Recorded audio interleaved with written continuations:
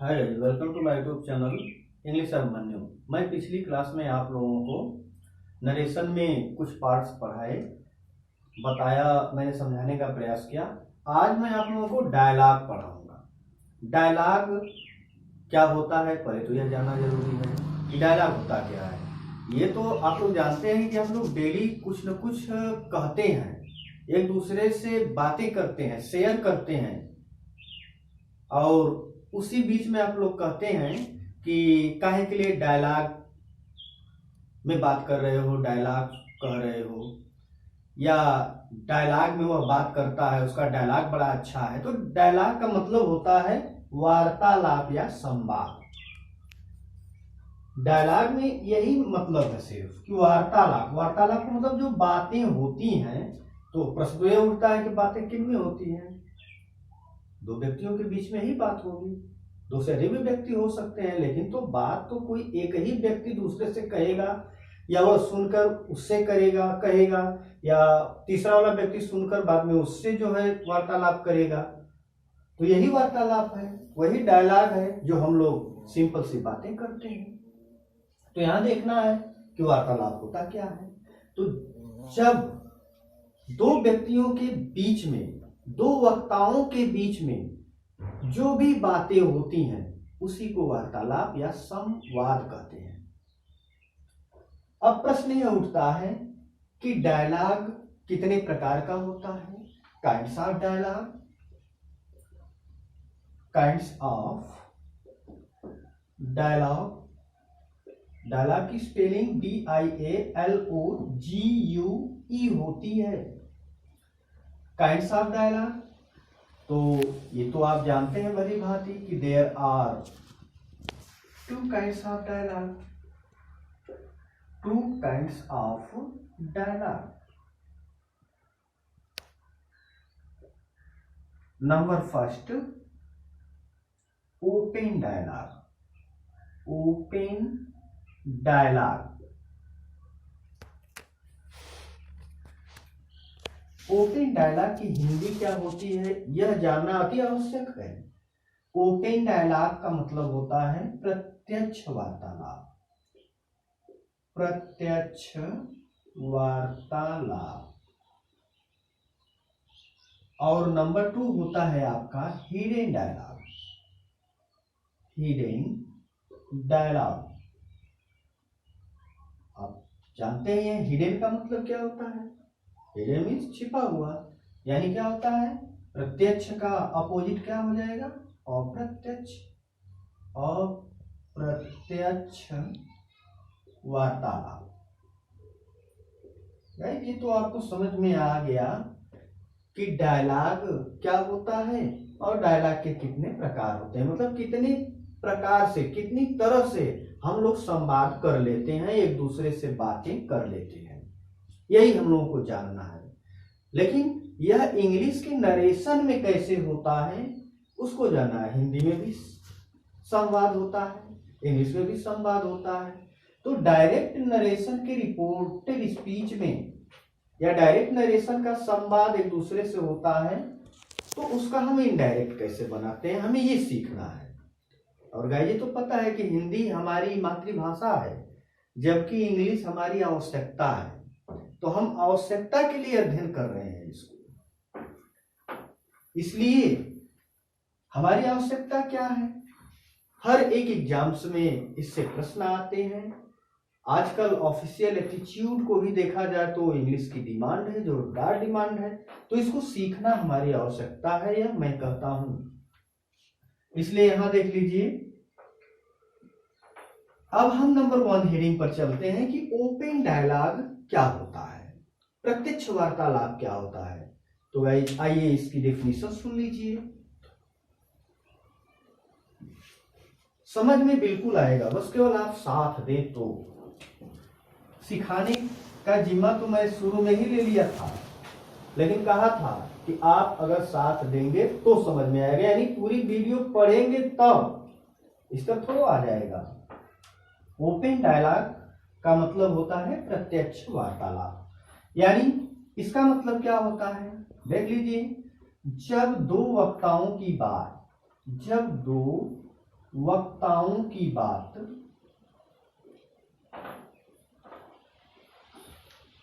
स्पष्ट रूप से सामने आता है, स्पष्ट रूप से सामने आता है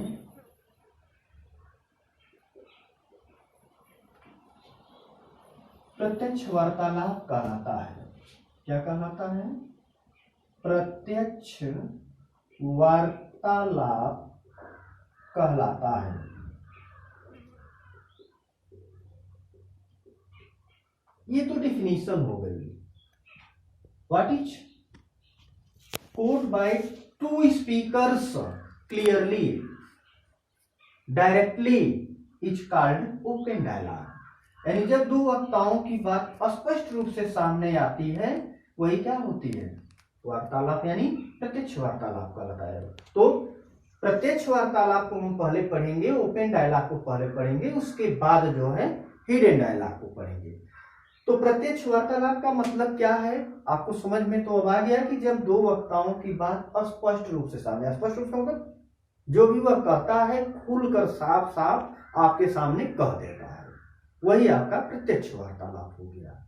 जैसे कोई व्यक्ति आपसे कुछ कह रहा है तो ओपनली खुले मन से आपके सामने कह दिया, आपने सुन लिया, आप भी अपनी बात उसके सामने, अब तथ्य को उसके सामने सही सही रख दिया, वही क्या है? ओपन डायलॉग है, प्रत्यक्ष वार्तालाप है। लेकिन ना प्रश्न यह उठता है कि डायरेक्ट से इनडायरेक्ट कैसे बनता है। तो आइए देखिएगा एक बार डायरेक्ट नरेशन। मैं डायरेक्ट नरेशन का एक वाक्य देता हूं, उसको समझाता हूं कि कैसे वह इनडायरेक्ट में परिवर्तित हो जाता है, फिर दूसरा दूंगा, उसको समझ लेंगे। तो एक वीडियो में आप ओपन डायलॉग समझेंगे, दूसरे में हिडन डायलॉग, तब जाके नरेशन का कोर्स पूरा हो जाएगा और फिर आपके कमेंट के अनुसार जो है अगला कोर्स चलेगा। और मैं बहुत जल्द ही प्रोज या पोएट्री वाले भाग को भी इस वीडियो के माध्यम से आप तक पहुंचाने का प्रयास करूंगा। तो आइए देखिए डायरेक्ट स्पीच। मैंने लिख दिया मदर और दे दिया डैश। समझाऊंगा अभी, घबराइएगा मत। Mother what are you doing? Question mark. Son I am playing full stop. Mother, why are you playing? Why are you playing? Question mark. Son, because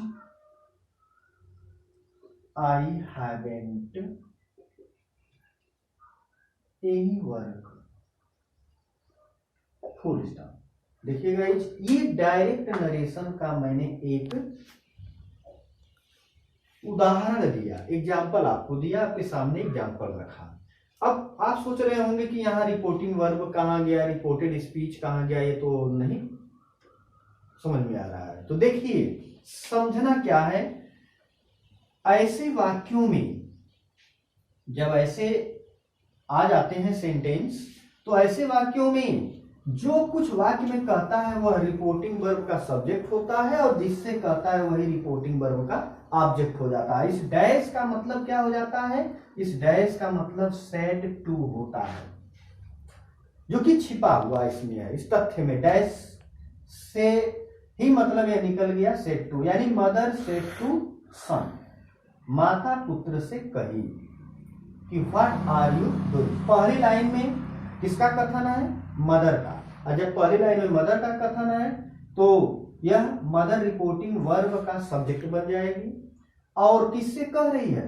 सन से। तो सन जो है रिपोर्टिंग वर्ब का ऑब्जेक्ट। लेकिन दूसरी लाइन में जब हम चलेंगे, ध्यान देने योग्य बात है, दूसरी लाइन में जब हम जाएंगे तो अब यह दूसरी लाइन में सन का कथन हो गया। देखिए यहां सन सेड टू मदर। अब सन जो है माता जी से कही या कहा कि आई एम प्लेइंग, मैं खेल रहा हूं।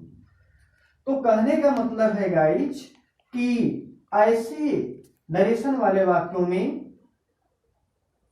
लाइंस में जो कुछ कहता है वही रिपोर्टिंग वर्ब का सब्जेक्ट होता है और जो जिससे कहता है रिपोर्टिंग वर्ब का ऑब्जेक्ट होता है। लेकिन ऐसी लाइंस में रिपोर्टिंग वर्ब का सब्जेक्ट और ऑब्जेक्ट बदलता रहता है। कभी ऑब्जेक्ट सब्जेक्ट हो जाएगा, ऑब्जेक्ट खत्म होगा तो वो सब्जेक्ट की तरह हो जाएगा और सब्जेक्ट रहेगा वह ऑब्जेक्ट में। इसमें कामा और इनवर्टेड कामा का प्रयोग नहीं किया जाता है। ऐसे वाक्यों में बहुतर देखा गया है कि ऐसे वाक्यों में कामा नहीं दिया होता है ताकि आप लोग कंफ्यूज हो जाएं। लेकिन समझना यही है, डैश दिया हुआ है तो इसका मतलब सेट टू होता है, इतना ध्यान दीजिएगा। तो आइए इसका हम इनडायरेक्ट बनाते हैं। पहले तो मैंने समझाने का प्रयास किया, बनाते कैसे हैं इसको देख लिया जाए थोड़ा सा कि आखिरकार हमें आ रहा है कि नहीं, इस चीज को हम लोगों को समझना है। तो देखिए इनडायरेक्ट में मैं बना रहा हूं, यहां पर आप भी साथ में बना रहे होंगे। देखिए पहला वाक्य है कैसा, रिपोर्टेड स्पीच वाला वाक्य है। नहीं, यहाँ कामा को नहीं दिया, लेकिन हमें समझना है कि डैश के बाद वाला ये जो है रिपोर्टेड स्पीच है, इससे पहले वाला रिपोर्टिंग वर्ब है, क्योंकि डैश का मतलब ही मैंने यहाँ लिख दिया, क्या इंडिकेट कर रहा है, सेड टू कर रहा है। तब मदर क्या हो गया, रिपोर्टिंग वर्ब का सब्जेक्ट। हमने यहां पर लिख दिया मदर। ध्यान से समझिएगा, समझाने का मैं बहुत प्रयास कर रहा हूं। अगर अच्छा लगे यह समझना तो कमेंट करके जरूर हमें बताइएगा कि मुझे अच्छा लगा, और वीडियो को लाइक करिएगा, लेकिन सब्सक्राइब करने से चूक मत करिएगा। आप लोगों को मैं देख रहा हूं सब्सक्राइब नहीं कर रहे हैं, यही चूक कर रहे हैं। अगर मैं आपको कुछ मेहनत करके ये दे रहा हूं तो आपका कर्तव्य बनता है कि आप इसे सब्सक्राइब करें, ताकि जो भी नोटिफिकेशन यहाँ वीडियो बने तुरंत आपके यहाँ पहुंच जाए, किसी के माध्यम के बीच में जरूरत न पड़े। मदर हो गया, किससे कहा, सन से। यहां देखिए सन है, सन से मदर कह रही है, तो ये सेड टू है, लेकिन यह कैसा सेंटेंस है, इंट्रोगेटिव। तो सेड टू किसमें बदल जाएगा, इंट्रोगेटिव सेंटेंस। मैंने बताया था कि यदि रिपोर्टेड स्पीच में इंट्रोगेटिव सेंटेंस है तो रिपोर्टिंग वर्ब सेड को आस्क्ड, क्वेश्चनड, इंक्वायर्ड आप में बदलकर आने वाले वाक्य कनेक्टिव या वेदर या प्रश्नवाचक सबसे प्रारंभ होगा तो उसी को कनेक्टिव मानकर एसर्टिव बना के जोड़ देते हैं। तो बस वही रूल है, उसी तरह हम लिख देंगे क्या, मदर आस्क्ड सन। कनेक्टिव क्या हो जाएगा, कनेक्टिव व्हाट, प्रश्नवाचक शब्द से प्रारंभ वाला वाक्य है तो इसी को कनेक्टिव मान लेंगे। व्हाट कनेक्टिव के बाद करता यू है सेकंड पर्सन का प्रोनाउन, यह बदलेगा रिपोर्टिंग वर्ब के ऑब्जेक्ट के अनुसार। अब यहां देखते हैं रिपोर्टिंग वर्ब का ऑब्जेक्ट क्या आ गया, सन, निश्चित है। तो यू जाएगा सन के पास, सन से कहेगा मैं अपने लाइन नंबर 1 से आ रहा हूं। लाइन 1 का मतलब गाइस कर्ता कारक से, नॉमिनेटिव केस से। तो सन कहेगा जब आप अपने लाइन नंबर 1 से आ रहे हैं तो मैं भी अपने लाइन नंबर 1 से चलूंगा, इसलिए सन का लाइन नंबर 1, लाइन नंबर 1 का मतलब नॉमिनेटिव केस, प्रोनाउन क्या होगा, ही। किस टेंस का वाक्य है, प्रेजेंट कंटीन्यूअस बदल जाएगा पास्ट कंटीन्यूअस टेंस में। तो कर्ता सिंगुलर नंबर का है, सब्जेक्ट सिंगुलर नंबर, मींस ही singular number subject, so we use what, singular number according to tense and number. Watch, doing. After that we use full stop, इसके बाद हम full stop दे देंगे, कुछ नहीं करेंगे, बस सीधे एक लाइन का इनडायरेक्ट बन गया। अब दूसरे लाइन का बनाना है तो हम कुछ नहीं करेंगे, दूसरे लाइन में उसी तरह बनाते जाएंगे। लेकिन ध्यान देने योग्य बात यह है कि दूसरे लाइन का जो रिपोर्टिंग वर्ब का सब्जेक्ट है वो अब सन हो जाएगा। तो यहां क्या लिखेंगे, सन। अब सेट टू किसमें बदल जाएगा, टोल्ड में चाहे रिप्लाइड में। तो हमने टोल्ड किससे कहा है, मदर। देखिए अब यहां पर मदर क्या हो गई, रिपोर्टिंग वर्ब का ऑब्जेक्ट, क्योंकि इस दूसरे वाक्य में जो है सन का कथन है तो सन जो है रिपोर्टिंग वर्ब का सब्जेक्ट बन गया। तो सन टोल्ड मदर, कनेक्टिव क्या हो जाएगा, दैट। क्यों भाई, क्योंकि असर्टिव सेंटेंस आया हुआ है, रिपोर्टेड स्पीच वाला जो वाक्य दिख रहा है असर्टिव है, इससे कनेक्टिव दैट लग गई। कनेक्टिव बाद कर्ता का नंबर, कर्ता क्या है, आई है। जब कर्ता आई है तो फर्स्ट पर्सन का प्रोनाउन है, बच जाएगा सन के पास। सन से कहेगा कि मैं अपने लाइन नंबर 1 से आ रहा हूं, तो सन बोलेगा जब आप अपने लाइन नंबर 1 से आ रहे हैं तो मैं भी अपने लाइन नंबर 1 से चलूंगा, इसलिए सन का प्रोनाउन क्या हो जाएगा, ही। ऐसा नरेशन का नियम होता है कि एक वाक्य में हम एक से अधिक बार नाउन नहीं बल्कि उसका प्रोनाउन लिखते हैं, तो प्रोनाउन पर विशेष ध्यान देना चाहिए। प्रेजेंट कंटिन्यूअस यहां भी क्या हो गया, ही वॉज प्लेइंग, और दे देंगे फुल स्टॉप। अब तीसरी लाइन आई, देखिए 2 लाइन तो हो गया, अब तीसरी लाइन का नंबर आ गया।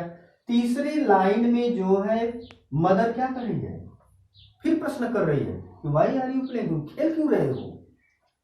तो यहां पर तीसरे में रिपोर्टिंग वर्ब का सब्जेक्ट क्या हो जाएगा, मदर। क्वेश्चन, चाहे again question, AGAIN, again question, QUESTION, question. Again asked, चाहे अगेन क्वेश्चन, किससे, सन से, और क्या कनेक्टिव वाई। चाहे तो आप अगेन लगा भी सकते हैं और नहीं भी लगा सकते हैं, डिपेंड ऑन यू, लेकिन पुनः क्वेश्चन की इसलिए अगेन क्वेश्चन। विच सन, हम विच सन लिख सकते हैं, जैसा लिख सकते हैं। वाई, वाई के बाद क्या हो जाएगा, यही करता, तो यहां पर क्या हो गया, सन के अनुसार जो है ही हो गया। Why he was playing, why he was playing, और दे देंगे फुल स्टॉप। अब तीसरी लाइन, ये कोई जरूरी नहीं है, यहाँ जगह नहीं है तो मैं नहीं लिख रहा हूं, इसके आगे आप स्टार्ट कर देंगे तुरंत। तो यहां पर हो जाएगा सन रिप्लाइड, हम टोल्ड भी लिख सकते हैं, रिप्लाई भी लिख सकते हैं, एंसवर्ड भी लिख सकते हैं। तो सन रिप्लाइड मदर दैट। अब जैसे कहें कि सन भी तो दोबारा कर रहा, उत्तर दे रहा है, तो यहां पे लिख सकते हैं आप कि सन अगेन रिप्लाइड, या रिप्लाइड अगेन मदर, इस तरह लिख सकते हैं। जैसे अब ये एक तरह से चटनी की तरह है, चावल दाल के साथ जैसे हम स्वाद लेने के लिए हम चटनी का प्रयोग करते हैं, तो ये अगेन चटनी की तरह है, आप उसमें यूज भी कर सकते हैं, नहीं भी कर सकते हैं, इसलिए कनेक्टिव दैट करता का नंबर। लेकिन अभी यहाँ देखिए बिकाज भी आया है, तो दैट बिकाज, उसके बाद हम लिख लेंगे बिकाज आई है, तो उसका क्या हो जाएगा, ही हाइडेंट, हाइडेंट मतलब hide not anyone,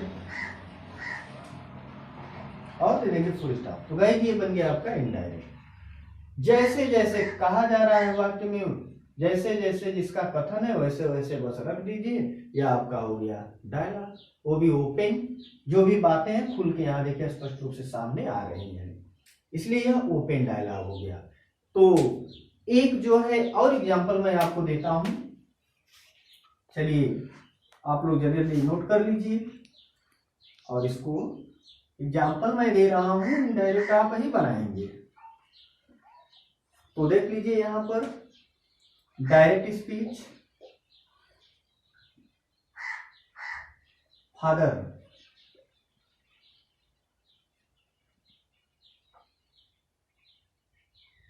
you are cooking food, you are cooking food, full stop.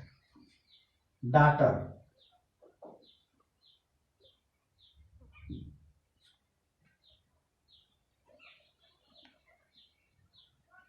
I am not cooking food, I am not cooking food। देखिए पूरा स्पष्ट रूप से जैसे जैसे बातें हो रही है स्पष्ट रूप सामने आ रही है। I am not cooking food. Father why are you not cooking, why are you not cooking, question mark. Daughter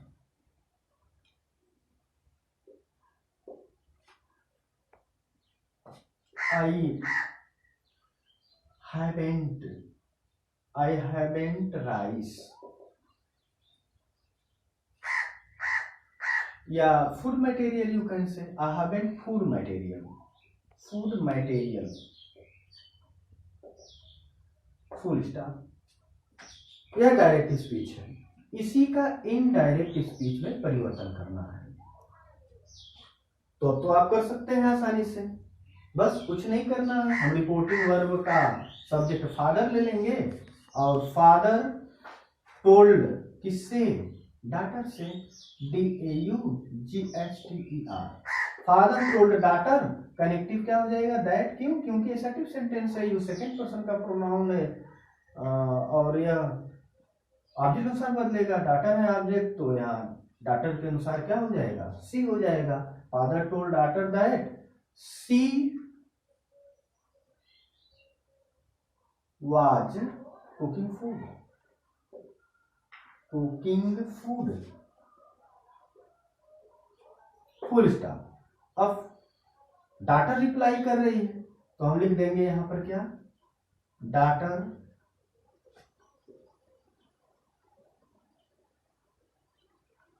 told father, connective क्या हो जाएगा, दैट हो जाएगा, दैट। अब आई है तो डाटर के अनुसार यहाँ क्या हो जाएगा, pronoun C was not cooking food.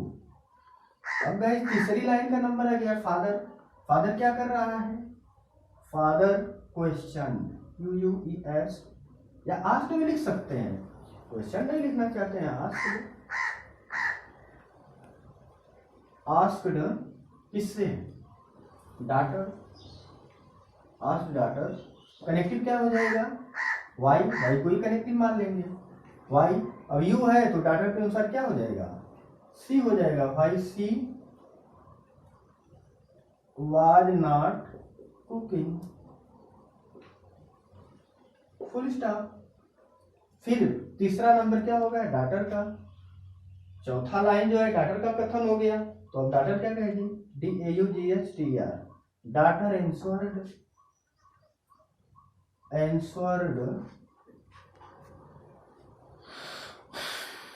Father, connective क्या हो जाएगा, दैट, क्यों, असर्टिव सेंटेंस है, आई है फर्स्ट प्रोनाउन, डाटर के अनुसार क्या हो जाएगा, सी हो जाएगा, हाइडेंट हो जाएगा, means hide not, hydrant food material,